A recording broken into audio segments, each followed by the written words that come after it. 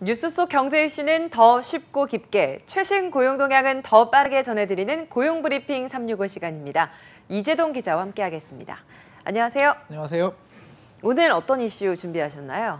네, 안전하고 건강한 노동 환경, 어찌 보면 너무나 당연한 노동자의 권리지만 우리 현실과는 온도차가 있습니다. 개선되고는 있다지만 산업 현장의 안전은 여전히 위태로운 곳이 더 많은 게 현실인데요.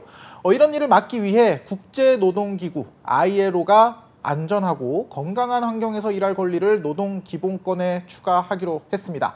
이런 전제가 노동기준이자 국가가 보장해야 하는 핵심적인 권리가 된 건데 이슈픽에서 짚어보겠습니다. 네, 우리나라의 경우에 중대재해처벌법이 시행되면서 점차 개선하려고 노력은 하고 있습니다만 아직까지도 산업 현장에서는 안전이 위태로운 곳이 많이 있어요. 네, 맞습니다. 얼마 전에도 인천의 한 목재 공장에서 70대 노동자가 목재 선별 기계에 끼이면서 숨지는 사고가 있었고요. 또 같은 날 경기도 평택 생활 폐기물 처리 시설에서는 폭발 사고가 발생을 했습니다. 소방당국이 출동해 9시간 넘게 수색 작업을 펼쳤지만 결국 근무하던 20대 노동자는 숨진 채 발견이 됐습니다. 매일매일 수많은 일터에서 이런 사고가 반복이 되고 있는 겁니다. 네, 이런 상황에 국제노동기구가 안전한 근로환경을 정비하자라고 나선 건데 우선 ILO의 역할부터 좀 짚어봐야 될 것 같아요.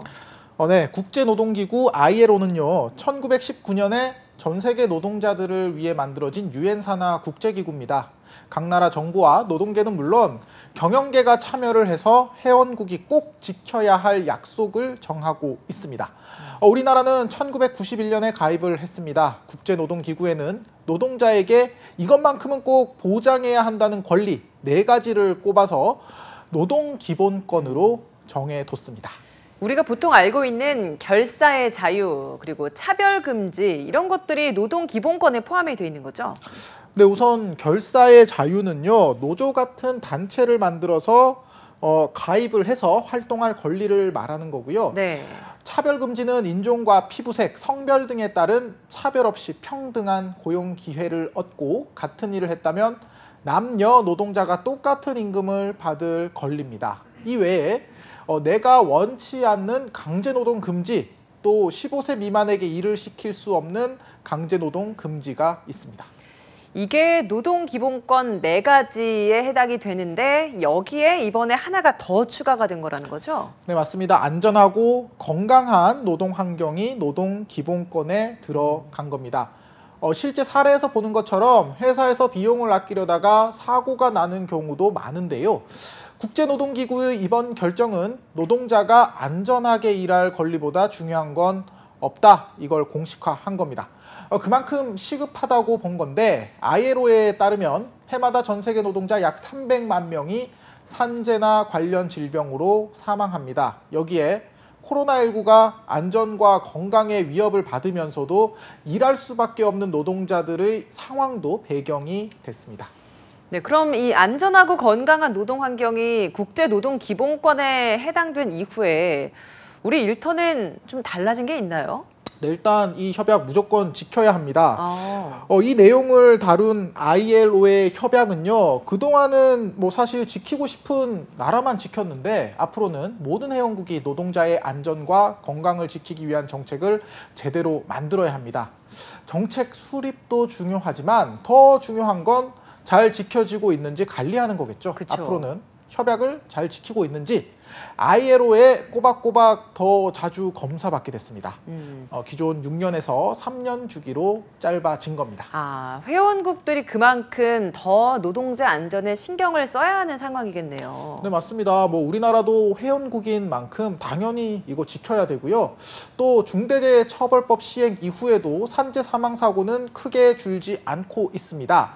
고용노동부가 통계를 냈더니 올해만 해도 하루 평균 1.7명이 일터에서 목숨을 잃었습니다. 법이 새로 만들어지긴 했지만 안전하게 일할 권리를 완벽히 지키기까지는 아직 갈 길이 먼 상황입니다. 네, 이걸 꼭 지켜야 할 의무를 갖는 게 바로 정부인데 정부로서도 앞으로 대비해야 될 것들이 많겠어요.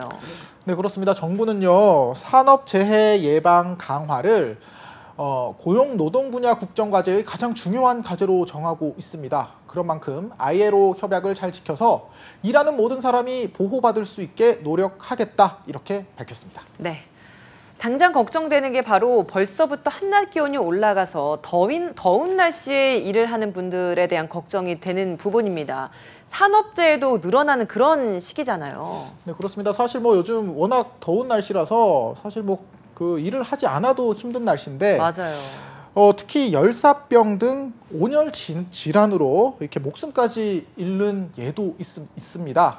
최근 6년간 여름철 온열 질환으로 산업재해를 당한 노동자는 모두 182명이나 됩니다. 6명 가운데 1명은 목숨까지 잃었는데 대부분이 이렇게 땡볕에서 일하는 건설 노동자였습니다. 야외 공사 현장은 햇빛에 직접 노출된 상태로 작업을 해서 불볕더위에 취약하기 때문입니다. 하지만 공사 마감 시한을 지키느라 현장에서 노동자에게 물과 그늘, 휴식 등을 충분히 제공하지 않는 사례가 많아 사고로 이어지기가 쉽습니다.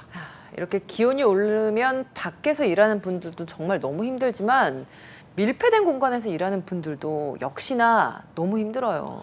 네, 그렇습니다. 뭐 산업 현장에서 여러 가지 발생하는 이런 각종 재해들 가운데서요. 네. 질식 사고 그 치사율이 특히 높았습니다. 네.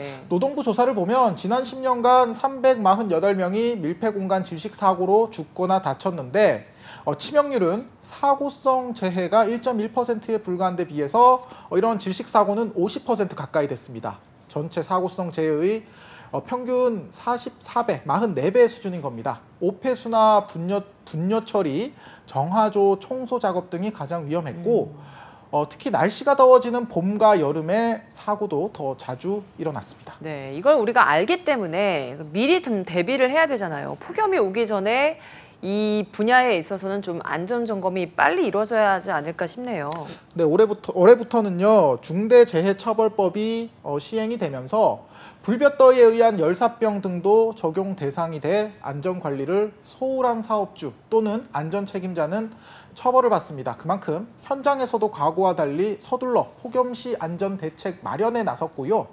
고용노동부 역시 이번 달부터 9월 초까지 폭염 대비 근로자 건강 보호 대책을 추진하고 나섰습니다. 고용노동부를 통해서 이루어지는 대비라면 구체적으로 어떤 건가요?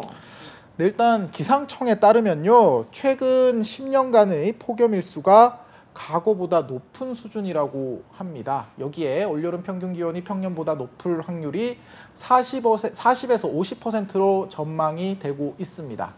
그런 만큼 고용부는 민간재해 예방기관, 지자체 등과 협업을 해서 폭염특보 상황도 신속하게 공유를 하고요. 무엇보다 당장 이번 달부터 산업 현장에 물, 그늘, 휴식 등 열사병 예방 3대 수칙 안착을 위한 홍보에 나섰습니다.